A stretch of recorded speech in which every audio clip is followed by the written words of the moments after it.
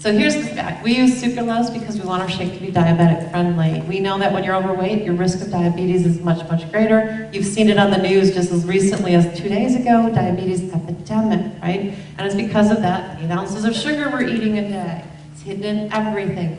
Now people go, why don't you use natural sweetener like xylitol, right? Xylitol is a natural sugar alcohol.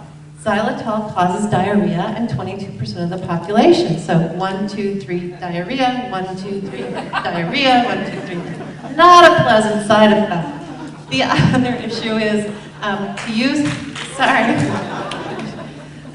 the other issue is if we were to make the neuro taste as good as it does with xylitol, that amount is toxic or fatal. It would kill a 40-pound dog. All right, so we're not going to use xylitol because we have concerns about the safety. Stevia. All right, everybody's like hot on stevia. All right, we've looked at stevia. Stevia has not been approved in 80 markets, right? Stevia has only recently been approved in the US. It's still not approved in all of Europe. It's going through a lot more clinicals to make sure it's safe. So I like to say, all right, we're looking at stevia. We'll probably be using it in a new product coming up in Atlanta. But it leaves a bitter licorice aftertaste. We know some people don't like that, so if they're not going to use the shake, they're not going to stick with it. So we're not using stevia primarily for that reason, and also because we want to make sure it's safe, and we're still looking at safety data. So then people go, okay, well, why don't you use agave? Agave, it's low glycemic. All right, agave is 90% fructose. Fructose spikes hunger.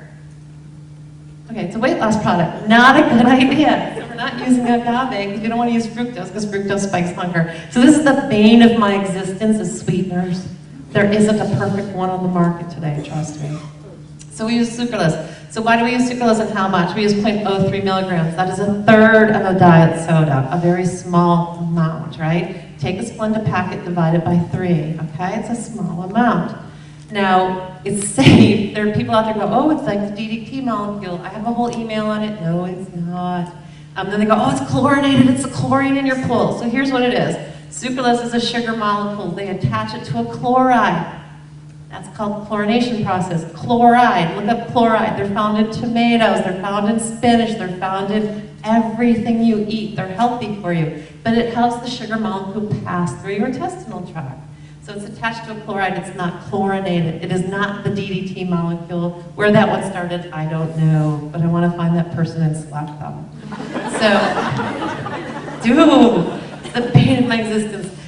So again, it's approved by the World Health Organization, it's approved in over 80 countries. I point that out because if you don't trust the US government because they approve Fen and Vioxx and things that have harmed people, look to the rest of the world market where they're much stricter than we are in the US. The rest of the world has approved it, and it's been used for over 20 years, and I don't see the population like dying off because of sucralose. I say it's safe, right? And then people go, well, if it's natural, it's safe. Just remember, you don't wander out in the woods and eat mushrooms. You can die from drinking too much water too fast. Safe does not mean natural. We've got to get that out of our head. Safe is what you eat in a healthy dose and not overdoing it.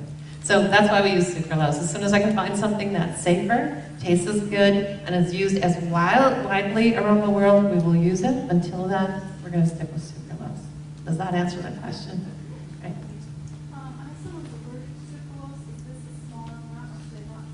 They say that. I'd like to see the data that supports that. Usually when they're allergic to sweeteners, they're allergic to aspartame, right? And they confuse the two.